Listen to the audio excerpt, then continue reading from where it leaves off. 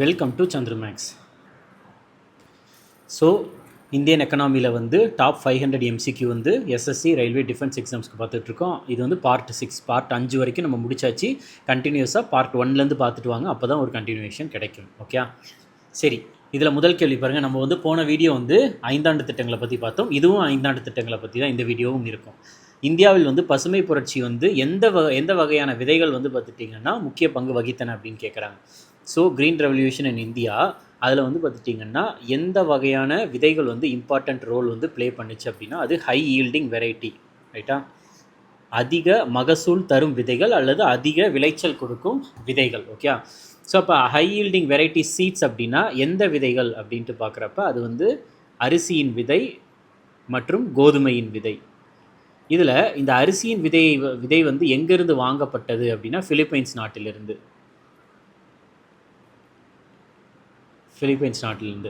கோதுமையின் விதை வந்து எங்கேருந்து வாங்கப்பட்டதுன்னா மெக்சிகோவிலிருந்து. அடுத்தது, பின்வருவனவற்றில் நிதி ஆயோக்கின் தலைவர் யார்? ஸோ நிதி ஆயோக்கினுடைய சேர்மன் வந்து எப்பொழுதுமே யார் இருப்பாங்கன்னா பிரைம் மினிஸ்டர் தான் இருப்பாங்க. இந்த கொஸ்டினில் வந்து பார்த்துட்டிங்கன்னா என்ன கேட்டிருக்காங்க, அதில் வந்து பார்த்துட்டிங்க அது போக இதில் ஒன்று சொல்ல மறந்துட்டேன். இந்த பசுமை புரட்சி இருக்குல்ல, பசுமை புரட்சி பொறுத்த வரைக்கும் எப்பொழுது வந்து இந்தியாவில் அறிமுகப்படுத்தப்பட்டதுன்னா 1960களில் அறிமுகப்படுத்தப்பட்டதுன்றது ஞாபகம் வச்சுக்கோங்க. ஓகே, 1960கள். நெக்ஸ்ட்டு, ஸோ இதில் வந்து இந்த சேர்மன் எப்பொழுதுமே யார் அப்படின்னா பிரைம் மினிஸ்டர் தான். ஓகே, இது ப்ரீவியஸ் இயர் கொஸ்டின். அப்போ வந்து பிரைம் மினிஸ்டராக வந்து நரேந்திர மோடி அவர்கள் இருந்தாங்க. இப்போயுமே வந்து சேர்மன் யாருன்னா நரேந்திர மோடி அவர்கள் தான். ஓகே, ஸோ நீத்தி ஆயோகை பொறுத்த வரைக்கும் எப்பொழுது உருவாக்கப்பட்டது? 2015 ஜனவரி 1, 2015 வந்து உருவாக்கப்பட்டது. ஸோ அதை ஞாபகம் வச்சுக்கோங்க. நெக்ஸ்ட்டு, ஸோ இந்த ஒரு சேர்மன் இருப்பாங்க. அது போக வந்து இந்த சேர்மனுக்கு வந்து அசிஸ்ட் பண்ணுறதுக்காக யார் இருப்பாங்கன்னா ஒரு வைஸ் சேர்மனும் ஒரு தலைமை நிர்வாக அதிகாரி சீஃப் எக்ஸிக்யூட்டிவ் ஆஃபீஸரும் இருப்பாங்க. ஸோ அதில் வைஸ் சேர்மன் யார் அப்படின்னா சுமன் பெரி. சீஃப் எக்ஸிக்யூட்டிவ் ஆஃபீஸர் யார்னா அது பிவிஆர் சுப்பிரமணியம். நெக்ஸ்ட்டு, இந்து வளர்ச்சி விகிதம் என்ற சொல்லை உருவாக்கிய பொருளாதார நிபுணர் வந்து யார் அப்படின்றது கேள்வி. Okay, Hindu rate of growth அப்படின்ற ஒரு டேர்ம் வந்து காயின் பண்ண எக்கானமிஸ்ட் வந்து யார் அப்படின்னா இது வந்து ராஜ் கிருஷ்ணா. ஓகே, ராஜ் கிருஷ்ணா.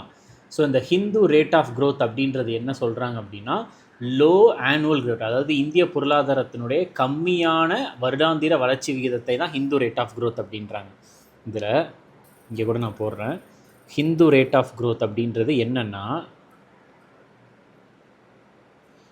அதாவது லோ ஆனுவல் க்ரோத் ரேட், அதுதான் ஹிந்து ரேட் ஆஃப் க்ரோத் அப்படின்ட்டு சொல்கிறாங்க. க்ரோத் ரேட் ஆஃப் இந்திய பொருளாதாரத்தினுடைய கம்மியான வருடாந்திர வளர்ச்சி விகிதத்தை தான் வந்து ஹிந்து ரேட் ஆஃப் க்ரோத் அப்படின்றாங்க. ஸோ அப்போ அந்த லோ ஆனுவல் க்ரோத் ரேட் அப்படின்றாங்கல்ல, ஸோ அப்போ அது எவ்வளோ சொல்கிறாங்கன்னா அப்ராக்சிமேட்டாக, இது வந்து அப்ராக்சிமேட் சிம்பிள், குத்து மதிப்பாக வந்து பார்த்துட்டிங்கன்னா தோராயமாக ஒரு 3.5% சொல்கிறாங்க. ஸோ இந்த 3.5% தான் எப்போ இருந்து எப்போ வரைக்கும் இருந்துச்சு அப்படின்னு சொல்கிறாங்கன்னா 1950களில் இருந்து 1980 வரைக்கும், 1950ஸ்லேருந்து 1980s வரைக்கும் இந்த மாதிரி கம்மியான வளர்ச்சி விகிதம் தான் இருந்துச்சு அப்படின்ட்டு சொல்கிறாங்க. ஸோ இதை தான் வந்து என்ன சொல்கிறாங்கன்னா அந்த ஹிந்து ரேட் ஆஃப் க்ரோத் அப்படின்ட்டு அழைக்கிறாங்க. அது போக இந்த ஹிந்து ரேட் ஆஃப் க்ரோத் அப்படின்றது எப்போ எண்டாச்சு அப்படின்னு கேட்கலாம். எப்போ எண்டாச்சு அப்படின்னா 1991, ரைட்டா? 1991 வந்து பார்த்துட்டிங்கன்னா எண்ட் ஆயிடுச்சான். ஏன்னா 1991 என்ன நடந்துச்சு? லிபரலைசேஷன், தாராளமயமாக்கல், ப்ரைவேட்டைசேஷன், தனியார் மயமாக்கல், குளோபலைசேஷன், உலகமயமாக்கல், இந்த மாதிரி விஷயங்கள்லாம் நடந்துச்சு. அதனால் வந்து இந்த வளர்ச்சி விகிதம் வந்து அதோட முடிஞ்சிருச்சு அப்படின்ட்டு சொல்கிறாங்க. ஓகே, ஸோ அப்போ இந்த நான் ஒரு விஷயம் நல்லா தெரிஞ்சுக்கணும். இந்த ஹிந்து ரேட் ஆஃப் க்ரோத் அப்படின்றதுனால அது வந்து மதத்து கூட தொடர்புடையது அப்படின்றது நீங்கள் நினச்சிக்க வேண்டாம். மதத்து கூட தொடர்புடையது இல்லை. ஓகே, இது just Hindu rate of growth அப்படின்றது எக்கானமி, பொருளாதாரத்துக்கு கூட தொடர்புடையது. ஓகே, நெக்ஸ்ட்டு, இந்தியாவிற்கான பொருளாதார மேம்பாட்டு திட்டம் என்று அழைக்கப்படுவது எது அப்படின்னு கேட்குறாங்க. Plan of economic development for India is டோனஸ். அதுக்கு வந்து பாம்பே பிளான் அப்படின்ற ஒரு திட்டம். ஓகே, பாம்பே பிளான், அதாவது அந்த பாம்பே பிளானுக்கு தான் வந்து என்ன பேர் வச்சுருந்தாங்க அப்படின்னா இந்த பேர் a plan of economic development of for India அப்படின்ற மாதிரி ஒரு பிளான் வச்சுருந்தாங்க. ஸோ இந்த பம்பாய் பிளானை பொறுத்த வரைக்கும் இது எப்பொழுது போடப்பட்டதுன்னா 1944 வந்து போடப்பட்டது. ஸோ இந்த போட்டது வந்து யார் அப்படின்னா, அப்போ வந்து மும்பையில் இருக்கக்கூடிய, அதாவது இப்போ மும்பை, அப்போ வந்து பாம்பே, அப்போ பாம்பேயில் இருக்கக்கூடிய இண்டஸ்ட்ரியலிஸ்ட் வந்து போட்டாங்க, தொழிலதிபர்கள், இண்டஸ்ட்ரியலிஸ்ட். ஸோ இவங்க எல்லாரும் சேர்ந்து போடப்பட்டது தான் இந்த பம்பாய் திட்டம் அப்படின்ட்டு சொல்கிறாங்க. ஸோ அப்போ இதில் வந்து இந்த பாம்பே பிளானில் மெயினாக எதுக்கு ஃபோக்கஸ் பண்ணாங்கன்னா ப்ரைவேட் செக்டார் தான். ஏன்னா தொழிலதிபர்கள் சேர்ந்து வந்து ஒரு திட்டம் போடுறாங்கன்னா அது ப்ரைவேட் செக்டார் தான் வந்து மெயினாக இது பண்ணி இருக்கும். ஓகே, ஸோ அது போக அப்போ ப்ரைவேட் செக்டார் அப்படின்னா ஆட்டோமேட்டிக்காக அப்போ வந்து கவர்மெண்ட்டை விலக்கி வைக்க முடியாது, ரைட்டாக தனியாக வைக்க முடியாது. அதனால் என்ன, இது வந்து எதுக்கு வழிவகுத்துச்சு அப்படின்னா மிக்சடு எக்கனாமி. மிக்சடுனா கலப்பு பொருளாதாரத்துக்கு வழிவகுத்துச்சு, கலப்பு பொருளாதாரம். ஓகே, ப்ரைவேட்டும் சரி பப்ளிக்கும் சரி இரண்டு பேரும் இணைந்து வேலை பார்க்குற மாதிரி. ஸோ இந்த பாம்பே இண்டஸ்ட்ரியலிஸ்ட்டுன்னு சொல்கிறாங்கல்ல, ஒரு சில தொழிலதிபர்கள் வந்து இதில் யார் அப்படின்னு பார்த்துட்டிங்கன்னா ஜேஆர்டி டாட்டா, அதுக்கடுத்து வந்து ஜிடி பிர்லா.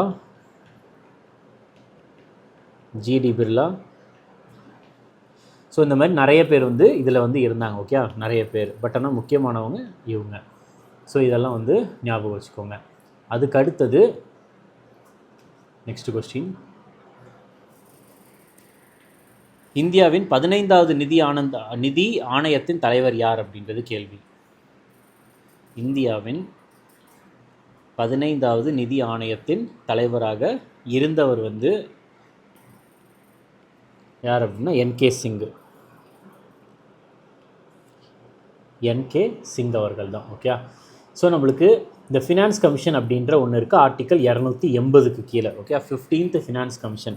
இந்த 15th ஃபினான்ஸ் கமிஷனுக்கு கீழே என்கே சிங் அவர்கள் எந்த வருஷத்துலேருந்து எந்த வருஷம் வரைக்கும் இருந்தார் அப்படின்னா 2017 இருந்து 2023 வரைக்கும் வந்து பதவியில் வந்து இருந்தவர். ஓகே, அது போக வந்து மாநிலங்களவையினுடைய உறுப்பினராகவும் இவர் வந்து இருந்திருந்தார். ஸோ இதெல்லாம் ஞாபகம் வச்சுக்கோங்க. ஸோ இவர் பதவியில் இருந்த காலம் 2017 2023 வரைக்கும். ஸோ இப்போ இவங்க வந்து இந்த 15th ஃபினான்ஸ் கமிஷன் வந்து ரிப்போர்ட் கொடுத்தாங்கல்ல, அந்த அறிக்கையானது வந்து எப்போ வந்து எந்த காலத்தில் வந்து செயல்படுத்தப்படும் அப்படின்னா 2020 2025 வரைக்கும். ஓகே, 15th ஃபினான்ஸ் கமிஷன் அப்படின்றது ஞாபகம் வச்சுக்கோங்க. 15th ஃபினான்ஸ் கமிஷன் அதாவது 2020 to 2025 இவங்களுடைய ரெக்கமெண்டேஷன் வந்து இது பண்ணுவாங்க, அமல்படுத்துவாங்க. ஆனால் இவங்களை வந்து எப்போ போட்டாங்கன்னா ஒரு 3 வருஷத்துக்கு முன்னாடி 2017 வந்து இவங்களை வந்து நியமனம் பண்ணிட்டாங்க. ஏன்னா இந்த ஃபினான்ஸ் கமிஷன் தான் வந்து என்ன பண்ணுவாங்கன்னா அந்த டேக்ஸ் ப்ரொசீட்ஸ்லாம் இருக்குல்ல, இப்போ நமக்கு வரக்கூடிய வரிகளை எல்லாமே வந்து மாநிலங்களுக்கு எவ்வளோ கொடுக்கணும், அதுக்கப்புறம் வந்து மத்திய அரசுக்கு வந்து எவ்வளோ கொடுக்கணும் அப்படின்ற ஒரு சில விஷயங்களை பிரித்து அதுக்கு வந்து ரெக்கமெண்டேஷன் கொடுக்குறது வந்து இந்த ஃபினான்ஸ் கமிஷன் தான். அடுத்தது ஜூலை 1968 கோதுமை புரட்சி என்ற சிறப்பு தபால் தலையை வந்து வெளியிட்டது யார்? 1968 வந்து வீட் ரெவல்யூஷனை பற்றி ஒரு ஸ்டாம்பை வந்து ரிலீஸ் பண்ணாங்க. அதை ரிலீஸ் பண்ணது வந்து யார் அப்படின்னா இந்திரா காந்தி அவர்கள் தான். ஏன்னா அந்த டைமில் வந்து பார்த்துட்டிங்கன்னா மகாத்மா காந்தி வந்து கிடையாது, அதுக்கு அடுத்தது ஜவஹர்லால் நேரு அந்த டைமில் வந்து பிரைம் மினிஸ்டர் அப்படின்றதெல்லாம் இல்லை. மோட்டிலால் நேரு ஜவஹர்லால் நேருனுடைய அப்பா. ஸோ அவங்களாம் வந்து அந்த டைமில் இல்லை. ஸோ அப்போ வந்து ஆட்டோமேட்டிக்காக யார் அப்படின்னா பிரைம் மினிஸ்டர் இந்திரா காந்தி அவர்கள் தான். ஓகே, ஸோ இது ரொம்ப முக்கியம். ஸோ பசுமை புரட்சி பொறுத்த வரைக்கும் நான் ஆல்ரெடி சொல்லியிருந்தேன், இந்த வீட் ரெவல்யூஷன் எந்த புரட்சி கூட தொடர்புடையது அப்படின்னா க்ரீன் ரெவல்யூஷன், பசுமை புரட்சி கூட தொடர்புடையது. ஸோ பசுமை புரட்சி அப்படின்னாலே வந்து எந்த விதைகள் வந்து இருக்கும்னா HYV சீட்ஸ், அதிக மகசூல் தரும் விதைகள் தான். ஸோ என்ன விதைகள் இருக்கும் அப்படின்னா கோதுமை விதை, அரிசியின் விதை. கோதுமை விதை எங்கேருந்து வாங்கினாங்க? மெக்சிகோ. அரிசியின் விதை எங்கேருந்து வாங்கினாங்க? அது ஃபிலிப்பைன்ஸ். Okay, Philippines. அதுக்கடுத்து பசுமை புரட்சியின் தந்தையாக கருதப்படுபவர் யார்? இந்தியாவில் வந்து MS சுவாமிநாதன் அவர்கள். பசுமை புரட்சியின் தந்தையாக இந்தியாவில் கருதப்பட்டவர் வந்து MS சுவாமிநாதன் அவர்கள். ஓகே, அடுத்தது இந்தியாவில் பசுமை புரட்சி MS சுவாமிநாதனால் எப்பொழுது தொடங்கப்பட்டது? நம்ம திரும்ப திரும்ப பார்த்துக்கிட்டே இருந்த ஒரு கொஸ்டின் தான் அது. 1960களில். ஓகே, 1960கள். ஸோ இது ரொம்ப இம்பார்ட்டண்ட்டு. நெக்ஸ்ட் அடுத்தது 15வது நிதி ஆணையம் வந்து அமைக்கப்பட்ட ஆண்டு, 15th ஃபினான்ஸ் கமிஷன் வந்து எப்பொழுது வந்து உருவாக்கப்பட்டது அப்படின்றது கேள்வி. நம்ம பார்த்தோம் 2017 ஆரம்பித்து 2023 வரைக்கும் வந்து அவங்க இருந்தாங்க. பட் ஆனால் இவங்களுடைய ரெக்கமெண்டேஷன் வந்து 2020லேருந்து 25 வரைக்கும் இவங்க வந்து அமல்படுத்துனாங்க அப்படின்றதெல்லாம் நம்ம பார்த்தோம்ல. ஸோ அதுதான் வந்து இதில் சொல்லியிருக்கிறாங்க. ஓகே, ஸோ இது இம்பார்ட்டண்ட்டு. நெக்ஸ்ட் அது போக இதில் இந்த பசுமை புரட்சி இருக்குதுல்ல, இந்த பசுமை புரட்சியின் தந்தை ஃபாதர் இந்தியாவில் யார், உலகளவில் யார் அப்படின்ற மாதிரி கேள்விகள் கேட்பாங்க. ஓகே, இந்தியாவில் யார் அப்படின்னா MS சுவாமிநாதன் அவர்கள். உலகளவில் வந்து யார் அப்படின்னா அது நார்மன்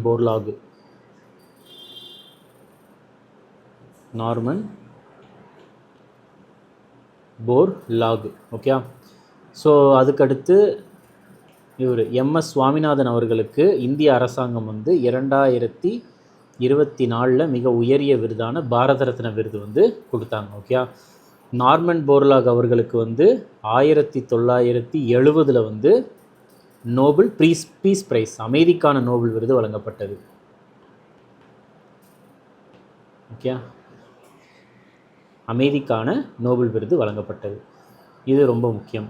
அதுக்கு அடுத்தது இந்த பசுமை புரட்சி அப்படின்ற ஒரு வார்த்தையை வந்து முதலாக பயன்படுத்தியவர், இந்த வேர்டு இருக்குல்ல, இந்த வேர்டை வந்து ஃபஸ்ட்டு யூஸ் பண்ணவர் வந்து யார் அப்படின்னா வில்லியம்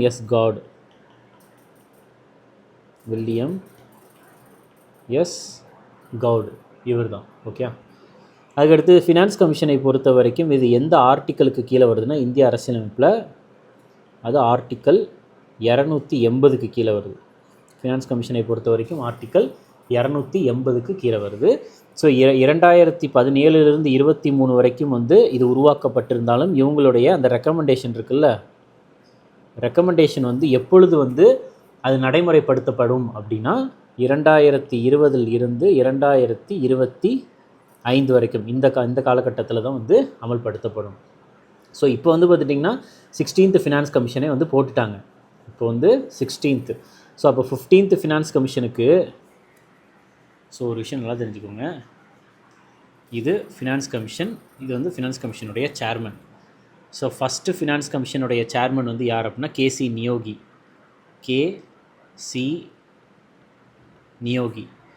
அதுக்கடுத்து 15வது ஃபினான்ஸ் கமிஷனுடைய சேர்மன் வந்து NK சிங். அடுத்து 16வது நிதி ஆணையத்தினுடைய தலைவர் வந்து அரவிந்த் பனகாரியா.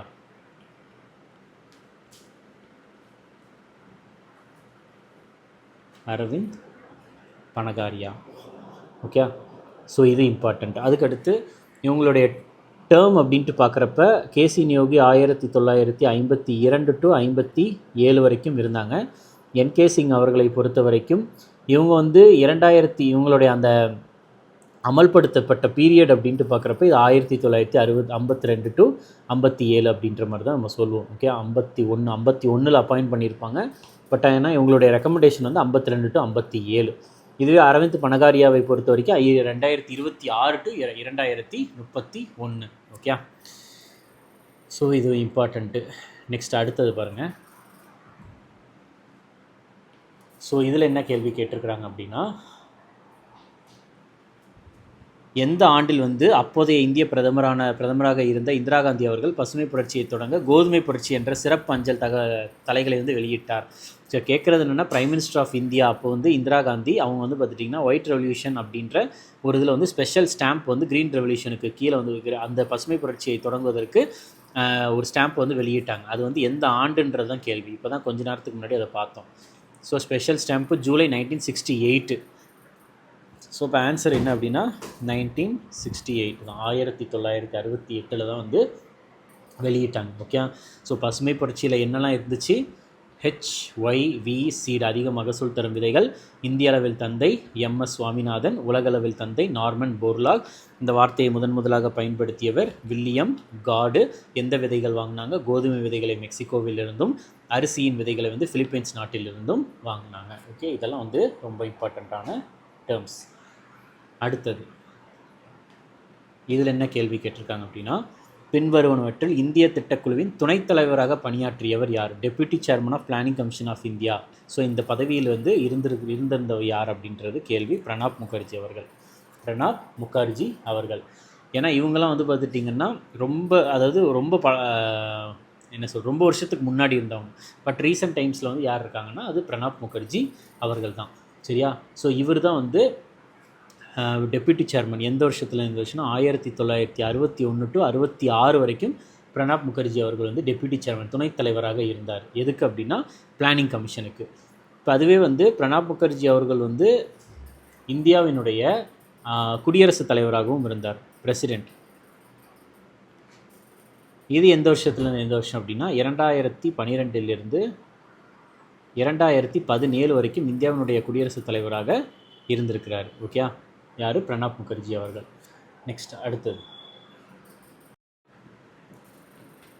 12வது ஐந்தாண்டு திட்டத்தின் முக்கிய நோக்கம் என்ன? 12th 5-year பிளான் இருக்குல்ல, அதனுடைய மெயின் அப்ஜெக்டிவ் என்ன அப்படின்றது கேள்வியாக கேட்டிருக்காங்க. ஸோ 12th 5-year பிளானை பொறுத்த வரைக்கும் அது வந்து faster, sustainable and more inclusive growth.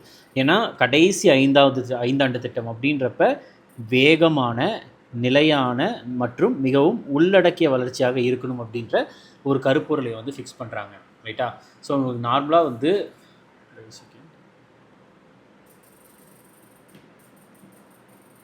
Okay, so நார்மலாக 5-year பிளானை பொறுத்த வரைக்கும் இந்த 12th 5-year பிளானுடைய கோல் வந்து நிறைய டைம் வந்து கேட்டிருக்கிறாங்க. ரைட்டா? அதாவது அதனுடைய மெயின் அப்ஜெக்டிவ் அப்படின்ற மாதிரி கேட்டிருக்காங்க. அதுக்கு அடுத்தது இதுவே 11th 5-year பிளான் அப்படின்னா 11th 5-year பிளானில் இது மட்டும் வராது. இந்த சஸ்டைனபிள் அப்படின்ற ஒரு வார்த்தை வந்து 11வது ஐந்தாண்டு திட்டம் 11th 5-year பிளானில் வராது. மற்றபடி இந்த ரெண்டு வரும். அதாவது 11வது ஐந்தாண்டு திட்டத்தில் ஃபாஸ்டர் அண்ட் மோர் இன்க்ளூசிவ் க்ரோத்துன்னு வரும். 12th 5-year பிளானில் எக்ஸ்ட்ரா வந்து faster, sustainable and more inclusive growth அப்படின்ற ஒன்று வந்து வருது. ஓகே, ஸோ இது ரொம்ப இம்பார்ட்டண்ட்டு. நெக்ஸ்ட்டு அதுக்கு அடுத்தது வந்து பார்த்துட்டிங்கன்னா 10வது ஐந்தாண்டு திட்டத்தை பொறுத்த வரைக்கும் அதில் எப்படி சொல்லுவாங்கன்னா இன்க்ளூசிவ் க்ரோத் அப்படின்ற ஒன்று வரும். Inclusive growth and equitable development அப்படின்ற ஒரு வார்த்தை வந்து வரும் 10வதுல. ஓகே, சரி. நெக்ஸ்ட்டு பாருங்கள். அப்போ 11வதுல இது மட்டும் வராது. சஸ்டைனபிள் அப்படின்ற ஒரு வார்த்தை வந்து 11வது ஐந்தாண்டு திட்டத்தில் இருக்காது. மற்றபடி faster and inclusive growth, more inclusive growth அப்படின்ற ஒன்று 11வதுல இருக்கும். இதுவே இதில் பார்த்திங்கன்னா faster, more inclusive and sustainable growth அப்படின்ற ஒன்று இருக்கும். சரி, நெக்ஸ்ட்டு இது எல்லாமே வந்து உங்களுக்கு எது கூட சேர்ந்து தொடர்புடையதுன்னா 12வது ஐந்தாண்டு திட்டத்து கூட தொடர்புடையது. 12வது ஐந்தாண்டு திட்டத்தை பொறுத்த வரைக்கும் 2012 2017 வரைக்கும் 12வது ஐந்தாண்டு திட்டம். ஓகே, ஸோ இந்த 12th 5-year பிளானை பொறுத்த வரைக்கும் என்னென்னா ஏன்னா இந்த டைமில் தான் இப்போ இந்த குறிப்பிட்ட இந்த ஐந்தாண்டு திட்டம் நடக்கிறப்ப தான் என்ன நடக்கும்னா பிளானிங் கமிஷன்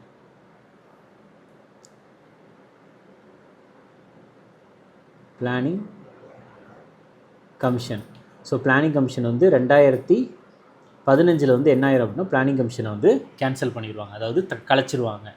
அதுக்கப்புறம் இந்த 12வது ஐந்தாண்டு திட்டம் வந்து எது கூட வந்து நம்ம தொடர்பு படுத்திக்கலாம் அப்படின்னா மில்லினியம் டெவலப்மெண்ட் கோல்ஸ் அப்படின்ற ஒன்று இருக்கும். ரைட்டா? ஸோ கோல்ஸ் ஆஃப் 2 கோலு, ஒன்று sustainable development goals and millennium development goals. இந்த 2 கோல்ஸ் கூடயும் வந்து இந்த 12வது ஐந்தாண்டு திட்டம் வந்து தொடர்புடையது. ஓகே, லிங்க்டு டு அப்படின்ட்டு, அதாவது அந்த கோல்ஸ் கூட ஒத்து போகிற ஒரு பிளான் வந்து எது அப்படின்னா அதுக்கு இந்த 12வது ஐந்தாண்டு திட்டம். சஸ்டெயினபிள் டெவலப்மெண்ட் கோல், மில்லினியம் டெவலப்மெண்ட் கோல். ஓகே, அடுத்தது பாருங்கள். ஸோ இதில் என்ன சொல்கிறாங்கன்னா 20 அம்ச பொருளாதார திட்டம் முதலில் எந்த ஆண்டு தொடங்கப்பட்டது? 20 பாயிண்ட் எக்கானமிக் ப்ரோக்ராம் அப்படின்றது எந்த வருஷம் அறிமுகப்படுத்தப்பட்டது அப்படின்னா 1975. ஓகே, ஸோ அப்போ வந்து இதை வந்து அறிமுகப்படுத்தினது வந்து யார் அப்படின்னா இந்திரா காந்தி அவர்கள். 20 பாயிண்ட் எக்கானமிக் ப்ரோக்ராம். ஸோ இதை வந்து அறிமுகப்படுத்தியது by prime minister Indira Gandhi அவர்கள். ஓகே, மெயினாக இந்த ப்ரோக்ராமில் வந்து எதை வந்து நம்ம வந்து சரி செய்கிற மாதிரி இருக்கும் அப்படின்னு பார்த்துட்டிங்கன்னா, வறுமையை பற்றி இருக்கும். வறுமையை வந்து ஒழிக்கணும், அதுக்கப்புறம் வேலையின்மையை வந்து குறைக்கணும், அன்எம்ப்ளாய்மெண்ட் இருக்குது அதை அதுக்கப்புறம் சமூக நீதி, சோஷியல் ஜஸ்டிஸை அதிகப்படுத்தணும். இதை பற்றிலாம் வந்து இருக்கும். எது அப்படின்னா இந்த 20 பாயிண்ட் ப்ரோக்ராமில். ஓகே, அது போக வந்து நில சீர்திருத்தம், அதுக்கப்புறம் விலைவாசியை கண்ட்ரோல் பண்ணுறது, வீடு கட்டி கொடுக்குற திட்டம், கிராமப்புற மேம்பாடு, இதை பற்றி எல்லாமே வந்து இருக்கக்கூடியது தான் இந்த 20 பாயிண்ட் ப்ரோக்ராம் அப்படின்ற ஒன்று. ஓகே, அடுத்து முதல் 5 ஆண்டு திட்டத்தினுடைய முன்னுரிமை என்ன? ஃபஸ்ட்டு 5 இயர் பிளானுடைய ப்ரையாரிட்டி நம்ம ஆல்ரெடி நிறைய டைம் பார்த்தது என்னது? அக்ரிகல்ச்சர். ஸோ முதலாம் 5 ஆண்டு திட்டம் அப்படின்னாலே விவசாய மேம்பாடு தான். ஓகே, ஸோ அது இரண்டாவது 5 ஆண்டு திட்டம் அப்படின்னா அது வந்து இது வரும், என்னென்னா இண்டஸ்ட்ரியலைசேஷன் வரும். பட் ஆனால் இதில் முதலாம் 5 ஆண்டு திட்டம் அப்படின்னு பார்க்குறப்ப அக்ரிகல்ச்சர். இந்த ஃபஸ்ட்டு 5 இயர் பிளான் வந்து எப்படி அழைப்பாங்கன்னா ஹர்ரோட் டோமர் மாடல் அப்படின்ட்டு அழைப்பாங்க. நெக்ஸ்ட்டு ஸோ மேட்ச் த ஃபாலோயிங்கில் கேட்டிருக்காங்க. இது ஈஸி தான். ஃபஸ்ட்டு 5 இயர் பிளான் வந்து அக்ரிகல்ச்சர், இரிகேஷன் இது ரிலேட்டடாக. அப்போ எங்கே இருக்குதுன்னு பாருங்கள். ஓகே, பேசிக் இண்டஸ்ட்ரீஸ், கம்யூனிட்டி டெவலப்மெண்ட்டு. ஸோ அப்படி பார்க்குறப்ப உங்களுக்கு ஃபஸ்ட்டு 5 இயர் பிளானுக்கு வந்து கரெக்டான ஆப்ஷன் பார்க்குறப்ப கம்யூனிட்டி டெவலப்மெண்ட் இதுதான் வந்து ஒரு கரெக்டான ஒரு ஆப்ஷனாக இருக்கலாம். ஓகே, இரண்டாவது வந்து இண்டஸ்ட்ரியலைசேஷன் நம்மளுக்கு தெரியும், இண்டஸ்ட்ரியலைசேஷன். தேர்டு பொறுத்த வரைக்கும் உங்களுக்கு பேசிக் இண்டஸ்ட்ரி. இரண்டாவது 5 ஆண்டு திட்டத்தில் வந்து ஹெவி இண்டஸ்ட்ரி, மூன்றாவது 5 ஆண்டு திட்டத்தில் பேசிக் இண்டஸ்ட்ரி. நாலாவது அப்படின்ட்டு பார்க்குறப்ப வந்து நம்மளுக்கு அந்த டைமில் வந்து என்ன இருக்கும் அப்படின்னா, நான் சொன்னேன்ல stability and attainment of self reliance அப்படின்ற ஒன்று 4வது 5 ஆண்டு திட்டத்தில் நம்ம ஆல்ரெடி பார்த்தோம் போன வீடியோவில். 5த்தை பொறுத்த வரைக்கும் அது 5வது 5 ஆண்டு திட்டம், மினிமம் நீட்ஸ் ப்ரோக்ராம். இது எல்லாமே 1975. ஸோ அப்போ வந்து இதில் ஆன்சர் என்ன வரும்னா 21354. 2 1 அதுக்கடுத்து 3 அதுக்கடுத்து 5 அதுக்கடுத்து 4. ஓகே, ஸோ இதுதான் வந்து ஆன்சர் வரும். ஸோ ஃபஸ்ட்டு பிளானை பொறுத்த வரைக்கும் கம்யூனிட்டி டெவலப்மெண்ட்டு, அதுக்கப்புறம் அக்ரிகல்ச்சர் அண்ட் அக்ரி இது எல்லாமே வரும். அதுக்கப்புறம் இரண்டாவது 5 ஆண்டு திட்டம் வந்து அதாவது ஹெவி இண்டஸ்ட்ரீஸு. மூன்றாவது 5 ஆண்டு திட்டம் வந்து பேசிக் இண்டஸ்ட்ரி. 4th பிளான் வந்து பார்த்துட்டிங்கன்னா ஸ்டெபிலிட்டி, செல்ஃப் ரிலையன்ஸ் பற்றி. 5வது 5 ஆண்டு திட்டம் வந்து minimum needs programme. Okay, minimum needs programme. அதுக்கு அடுத்தது ஸோ இதுக்கான ஆன்சர் வந்து 2. அடுத்தது ஸ்திரத்தன்மை மற்றும் தன்னம்பிக்கை அடைதலுடன் கூடிய வளர்ச்சி, rate of growth with stability and attainment of self reliance. இது ஆக்சுவலாக கொஸ்டின் வந்து மாறி இருக்குது. ஓகே, கொஸ்டின் வந்து மாறி இருக்குது. நான் கொஸ்டின் வந்து நான் இதில் எழுதுகிறேன். ஓகே, என்னென்னா when was the planned development model implemented in India? So இந்தியாவில் வந்து பார்த்துட்டிங்கன்னா எப்பொழுது வந்து நல்லா பிளான் பண்ணி ஒரு மாடலை வந்து இந்தியாவில் கொண்டு வந்தாங்க அப்படின்னு கேட்குறாங்க. அப்போ இது பிளான் பண்ணி கொண்டு வந்தாங்கன்னா அது என்னது? அது பிளானிங் கமிஷன் ஆஃப் இந்தியா தான். பிளானிங் கமிஷன் ஆஃப் இந்தியா வந்து எப்பொழுது கொண்டு வரப்பட்டது? அது பிளானிங் கமிஷன் ஆஃப் இந்தியான்றதை விட பிளானிங் கமிஷன் ஆஃப் இந்தியா வந்து ஃபஸ்ட்டு அது என்ன சொல்கிறாங்க, மாடல் தான் சொல்கிறாங்க. அவங்க கொண்டு வந்த மாடல் என்னது? 5 இயர் பிளான் அப்படின்ற மாடல். அப்போ 5 இயர் பிளான் அப்படின்னாலே first 5 year plan. First 5 year plan எப்போ? 1951. ஆப்ஷனில் 1951 எங்கே இருக்குது? இங்கே இருக்குது. ஸோ ஆன்சர் வந்து பார்த்துட்டிங்கன்னா April 1, 1951. ஓகே, ஏன்னா இதில் என்ன கேட்டிருக்காங்கன்னா டெவலப்மெண்ட் மாடல் தான். சரியா, பிளான்டு அந்த குரூப் அப்படின்னா அது பிளானிங் கமிஷன் ஆஃப் இந்தியா. ஆனால் மாடல் அப்படின்னா அது 5 ஆண்டு திட்டம், முதலாவது 5 ஆண்டு திட்டம் 1951. அவங்க வந்து அது வந்து எதில் ஃபோக்கஸ் பண்ணாங்கன்னா வந்து விவசாயத்தில் தான் ஃபோக்கஸ் பண்ணாங்க. ரைட்டாக, விவசாயம். அடுத்தது இரண்டாவது 5 ஆண்டு திட்டத்தை பொறுத்த வரைக்கும் அது எந்த மாடல்? ஸோ அது வந்து எந்த மாடல்? அது பிசி மஹலனோபியஸ் மாடல், பிரசாந்த் சந்திர மஹலனோபியஸ் மாடல். முழுக்க ஹெவி இண்டஸ்ட்ரீஸ். ஸோ இரண்டாவது 5 ஆண்டு திட்டத்தை பொறுத்த வரைக்கும் இண்டஸ்ட்ரி தான். என்ன இண்டஸ்ட்ரி? Heavy industry. இதுவே மூன்றாவது 5 ஆண்டு திட்டம் பேசிக்கான இண்டஸ்ட்ரீஸ். ஓகே, அடுத்தது ஸோ கொடுக்கப்பட்டிருக்கிறதுல வந்து ஓகே சரி. ஸோ இந்தியன் பிளானிங்கை பற்றி ரிலேட்டடாக கேட்டிருக்காங்க. ஃபஸ்ட்டு இந்த 2வது ஐந்தாண்டு திட்டம் வந்து ஹெவி இண்டஸ்ட்ரீஸ் ரிலேட்டடாக இருக்குதுன்னு சொல்கிறாங்க. இது கரெக்டு தான். 3வது ஐந்தாண்டு திட்டத்தை பொறுத்த வரைக்கும் concept of import substitution and strategy for industrialisation. 3வது ஐந்தாண்டு திட்டமே இண்டஸ்ட்ரி பற்றி பேசுகிறாங்க. ஆனால் 2வது ஐந்தாண்டு திட்டம் வந்து ஹெவி இண்டஸ்ட்ரி, 3வது ஐந்தாண்டு திட்டம் பேசிக்கான இண்டஸ்ட்ரி. ஓகே, ஸோ இதில் வந்து 2 ஸ்டேட்மெண்ட்டுமே கரெக்டு தான், both 1 and 2. Okay, both 1 and 2. அடுத்தது ஸோ இதில் வந்து என்ன கேட்டிருக்கிறாங்கன்னா, planning commission has been created in India. அதாவது இந்தியாவில் வந்து அந்த திட்ட கமிஷன் அப்படின்றது வந்து எந்த வகையில் வந்து உருவாக்கப்பட்டது அப்படின்னா, அமைச்சரவையின் தீர்மானத்தின் மூலியமாக உருவாக்கப்பட்டது, by the resolution of cabinet. So எப்பொழுது உருவாக்கப்பட்டது? 1950 அப்படின்றது ஞாபகம் வச்சுக்கோங்க. ஸோ பிளானிங் கமிஷன் எப்பொழுது உருவாக்கப்பட்டது? 1950 உருவாக்கப்பட்டது. ஓகே, அதுக்கப்புறம் இந்த பிளானிங் கமிஷனை வந்து தூக்கிட்டு பிளானிங் கமிஷனுக்கு முடிஞ்சிருச்சு. பிளானிங் கமிஷனுக்கு அடுத்து வந்த அமைப்பு தான் வந்து அது நீத்தி ஆயோக். நீதி ஆயோக். ஸோ நீதி ஆயோகை பொறுத்த வரைக்கும் இது எப்பொழுது வந்துச்சு அப்படின்னா 2015 NITI Aayog, national institution for transforming India. Okay, so NITI Aayog வந்து பார்த்துட்டிங்கன்னா ஒரு அட்வைசரி பாடி தான். அதாவது அட்வைஸ் மட்டும்தான் கொடுக்கும். அதை ஏற்றுக்கிறதும் ஏற்றுக்காமல் இருக்கிறதும் வந்து கவர்மெண்ட்டோடைய இஷ்டம். ஓகே, இது வந்து ஒரு அட்வைசரி பாடி. அடுத்தது இந்த வீடியோனுடைய கடைசி கேள்வி, இந்தியாவில் திட்ட கமிஷன் எந்த ஆண்டு நிறுவப்பட்டது? பிளானிங் கமிஷன் வந்து எஸ்டாப்ளிஷ் எப்பொழுது வந்து உருவாக்கப்பட்டதுன்றது கேள்வி. ஸோ 1950. இதெல்லாம் நிறைய டைம், கிட்டத்தட்ட 10-15 தடவைக்கு மேலே வந்து எஸ்எஸ்சி, ரயில்வே, டிஃபென்ஸ் எக்ஸாம்லலாம் கேட்டிருக்கிறாங்க. ஓகே, கரெக்டாக எப்பொழுது அப்படின்னா மார்ச் 15